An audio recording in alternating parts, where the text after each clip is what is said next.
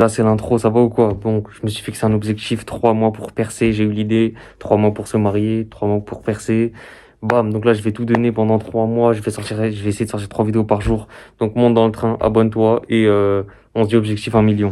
Et ça va ou quoi? Aujourd'hui, nouveau react, on va se react d'un témoignage. On avait déjà react une vidéo de cette chaîne à l'ancienne, un queumé en prison, il s'était la vie. J'ai oublié comment il s'appelle, Théo ou Lucas, je sais plus. Là, on va react. Elle a cru que son téléphone était une arme. Sullivan, 19 ans, tué par une policière. Donc je suppose que c'est un membre de la famille qui va raconter son témoignage. C'est parti. L'actualité, c'est aussi cette question. Que s'est-il passé à Cherbourg dans la nuit de dimanche à lundi? Un jeune homme de 19 ans est mort alors qu'il tentait de se soustraire à un contrôle. Je comprends pas trop ce qu'elle me dit. Elle me dit c'est Sullivan, c'est la police, il est mort. J'y crois pas. Sur le coup, j'y crois pas. On a représenté un cœur, justement parce qu'il a pris ici la balle. À bout portant, la policière pense avoir vu une arme à la place de son téléphone. C'est une excuse bidon pour moi. Tout ce que je sais, c'est que si moi j'avais fait ça, je serais derrière les barreaux tout de suite. Voilà.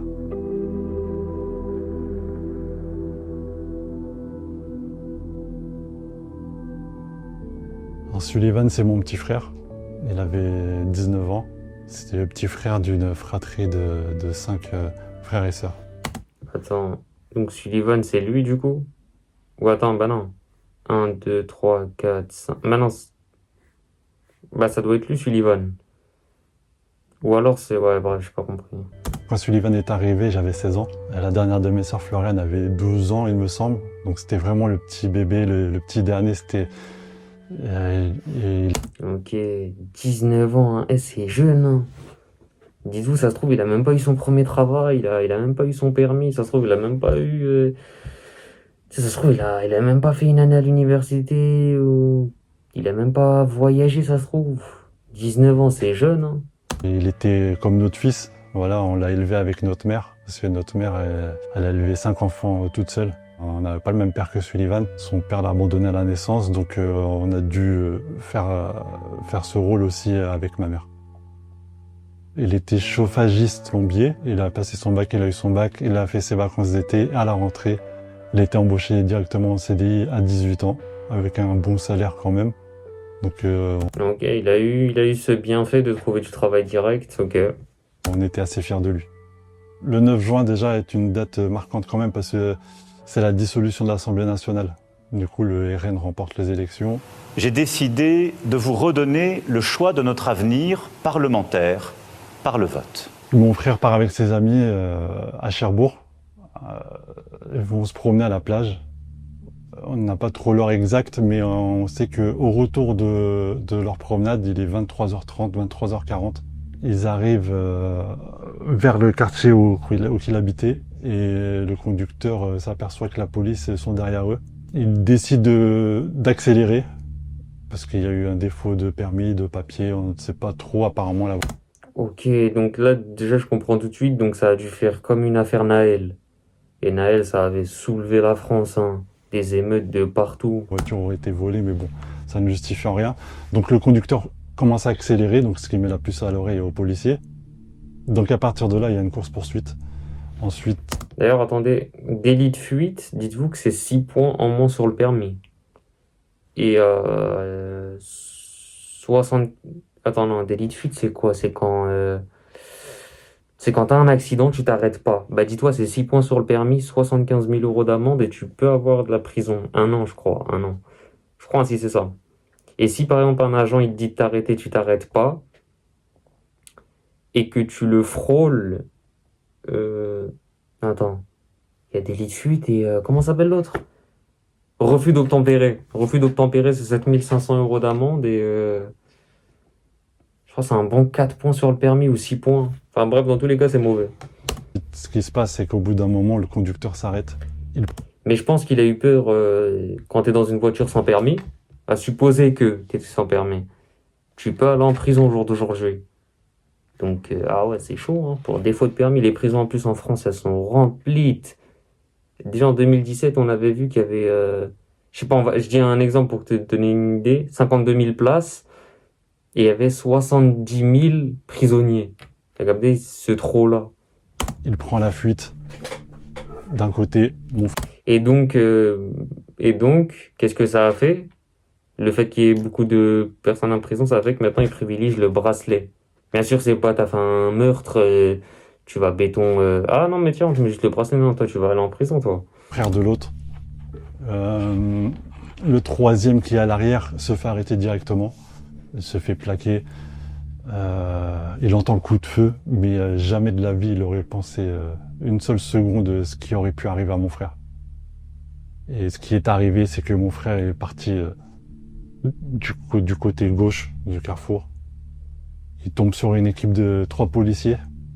Et à partir de là, d'après les éléments qu'on a, c'est que il se prend un coup de taser. Et à bout portant, il se prend une balle dans le thorax. Là. On a comme ici, on a représenté un cœur, justement parce qu'il a pris ici la balle. À bout portant. Pourquoi on ne sait pas trop vraiment. Un homme de 19 ans tué par une policière. Après avoir tenté de fuir un contrôle routier à Cherbourg. La victime tentait de fuir à pied un contrôle routier, a bousculé un policier avant de se faire tirer dessus.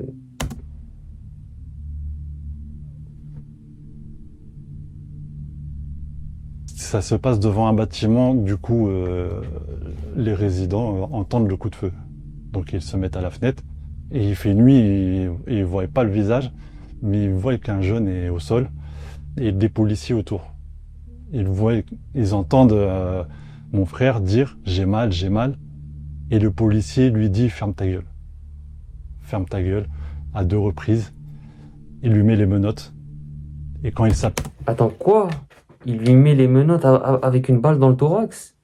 Ou attendez, écoutez jusqu'à la fin d'abord avant de parler. Dire j'ai mal, et le policier lui dit ferme ta gueule, à 2 reprises. Il lui met les menottes, et quand ils s'aperçoivent qu'il agonise, s'ils l'entendent agoniser, il lui enlève les menottes, appelle les secours, mais c'est trop tard.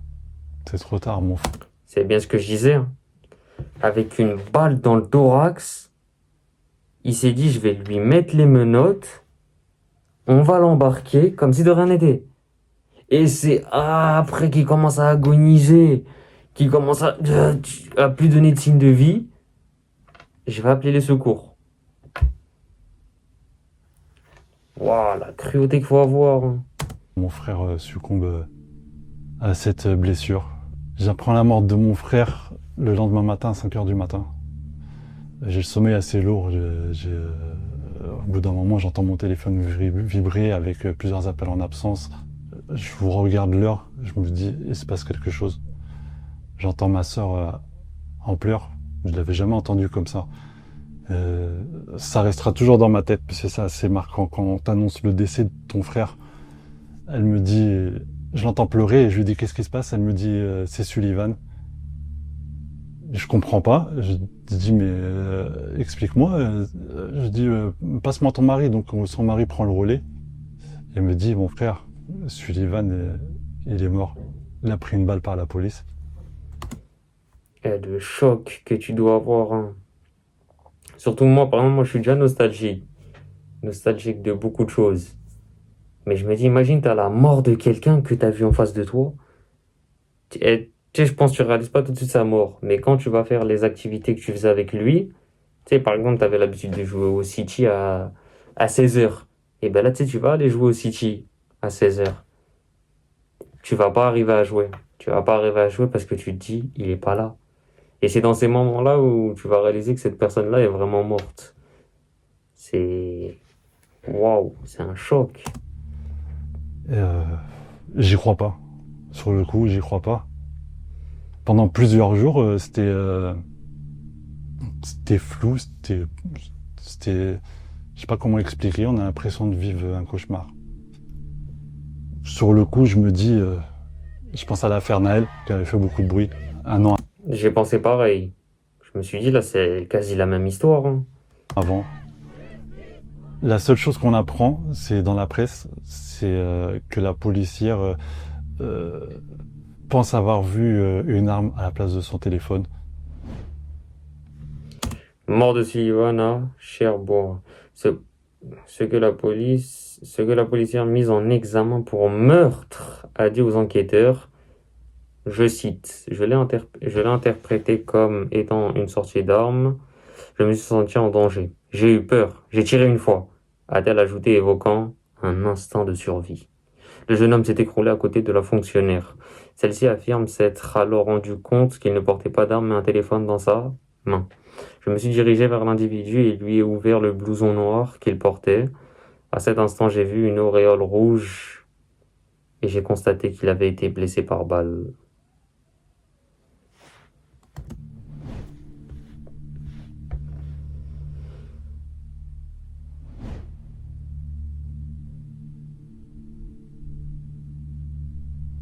Quand on apprend ça, on se dit on se fout de nous. Voilà, on nous respecte pas, c'est déconcertant. C'est vrai que ça ressemble à un truc bidon, hein. Ça ressemble à un truc bidon. Ah, mais son téléphone, j'ai cru que c'était une arme. Ça ressemble vraiment à un truc bidon, une excuse que tu dis pour t'en sortir. Ça ressemble vraiment à ça. Pourtant, c'est écœurant. C'est écœurant de se dire que comment on peut inventer une excuse aussi minable de dire ça alors que derrière il y a une famille qui pleure. Donc moi personnellement je suis très remonté sur le coup, même encore. Par la suite on apprend aussi que cette femme était pas très stable. En fait c'était une policière qui avait fait... Selon nos informations, l'enquête relève en effet que Valérie B. Ça vous avez vu ou pas les médias ce qu'ils font? Quand c'est un noir ou un arabe, comment ils vont citer le prénom dans son entièreté. S'il a 2 prénoms, ils vont dire les 2 prénoms. S'il a 4 noms de famille, ils vont aller te citer les 4 noms de famille. Mais quand c'est blanc, Valérie B. Je sais plus comment il s'appelle le mec qui avait tué... parce qu'en fait, il jouait trop aux jeux vidéo. Il a tué sa petite amie ou une petite... Je sais pas, on va dire, ils ont dit quoi? Anthony P. Et après ça, il y avait eu une affaire où c'était un rebeu ou un renoir. Ils ont cité son nom dans son entièreté. Ça, les trucs comme ça, j'aime pas. Valérie B. Anthony P. Baptiste H. Wesh. Truc de baiser, frère, de faire des trucs comme ça.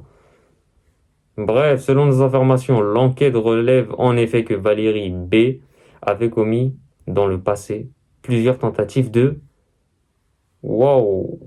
Dont une sur son lieu de travail, elle avait essayé de se suicider. Il fait déjà 2 tentatives de suicide. C'est pas très rassurant pour tout le monde, pour la population, même pour elle, même pour ses collègues.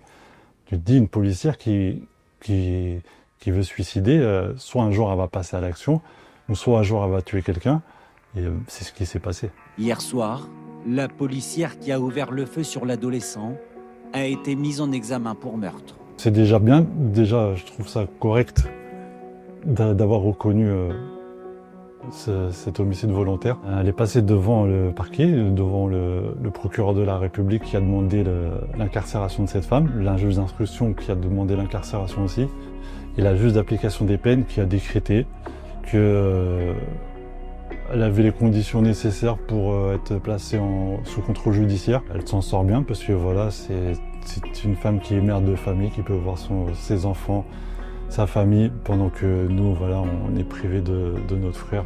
Tout ce que je sais, c'est que si moi j'avais fait ça, je serais derrière les barreaux tout de suite. Voilà. Bah oui, c'est ce qu'il dit, hein. C'est comme moi ce que j'ai dit là, le Valérie B, il coupe le nom de famille. Lui, ils auraient dit Mehdi son nom de famille. Et il serait tout de suite derrière les barreaux et les réseaux sociaux, ça leur a incendié.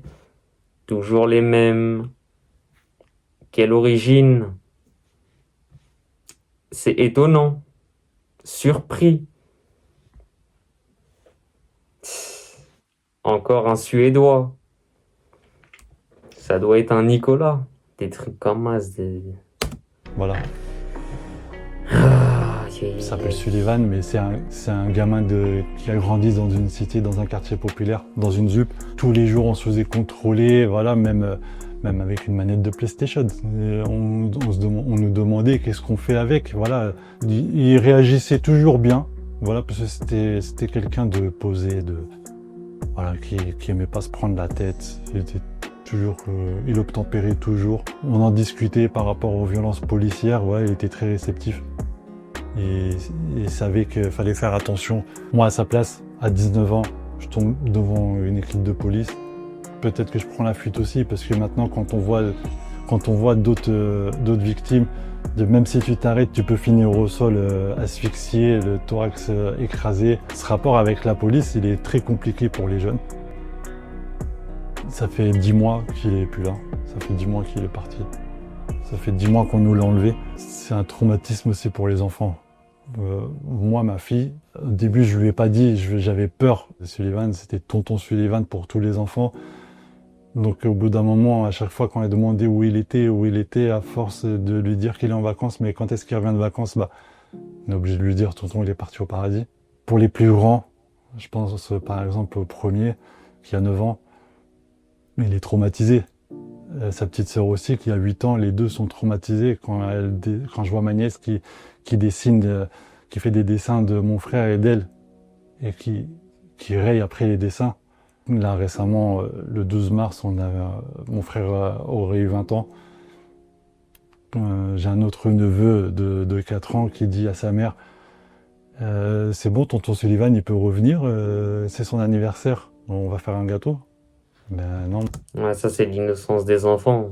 Mon petit, non, désolé. Tonton Sullivan, il reviendra jamais. C'est un double effort dans l'éducation de nos enfants qu'on doit faire parce que voilà, on pourra leur donner toute l'éducation qu'on veut, ils vont vivre avec ce traumatisme. Et je veux pas faire une minute de silence, on fera pas ça parce qu'on va pas se taire comme on veut. On repose en paix, mon frère. On t'aime, Susu.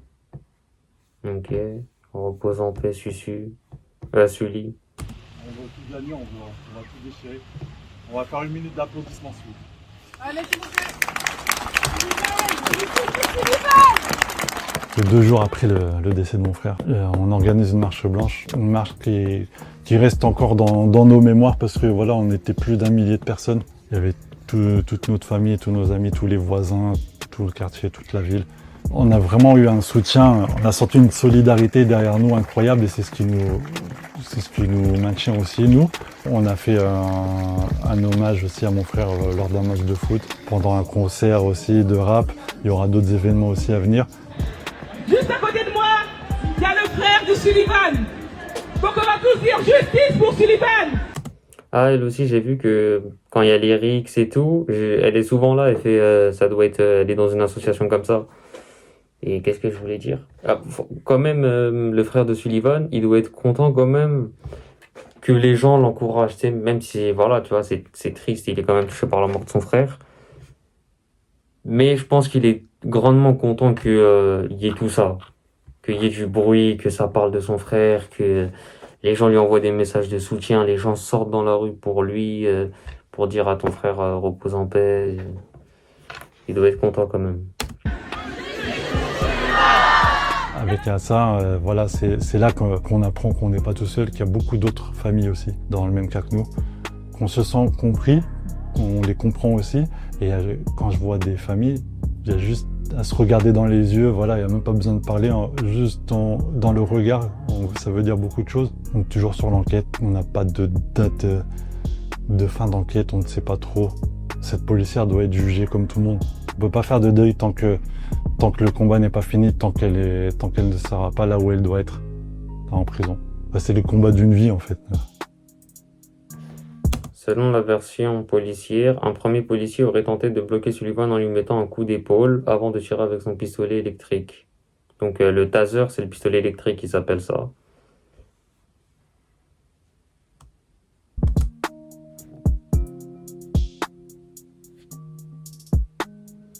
C'est à ce moment-là que la gardienne de la paix, c'est un autre nom pour dire policière, fait usage de son arme. Valérie a été mis en examen pour meurtre.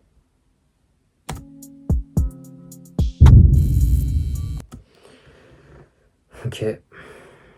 On lâche le pouce bleu, hein. Street Press qui dénonce tout ça et tout, qui mettent la la lumière sur les familles qui font leur deuil. C'est une bonne chaîne, ça. J'ai vu qu'Adama Kamara, celui qui dénonce les rixes et tout, comme il dit, encore une fois n'est pas coutume. Il y a eu une rixe là-bas, un mort, deux blessés. Tu vois, il dit des trucs comme ça, il est connu pour ça, il est dépassé chez eux. Très bonne vidéo. Très touchante aussi. Franchement, bah, courage à la famille, hein, courage. C'est. Waouh! Et en plus, tu sais que déjà le fait que ton frère meure, c'est déjà waouh! C'est une nouvelle glaçante. Et raison de la mort, contrôle de police, ça t'impacte 10 fois plus. Tu te dis pour ça. Tu te dis pour un contrôle pour les défauts de permis la mort pour ça. Tu te dis, ouais, t'as perdu ton frère pour ça. Il a refus d'obtempérer, c'est la mort. Comme je vous ai dit, tu vois, un refus d'obtempérer ou un délit de fuite, tu sais, c'est 6 ans. 6 mois de permis, ils te mettent une amende. Et voilà, tu peux garer jusqu'à 1 an de prison, je crois, de mémoire. Mais pas la mort. Franchement, bah, courage à la famille. Waouh. Ok, bah, c'est la fin de cette vidéo. Lâche le pouce bleu, abonne-toi. Et on se dit au prochain react.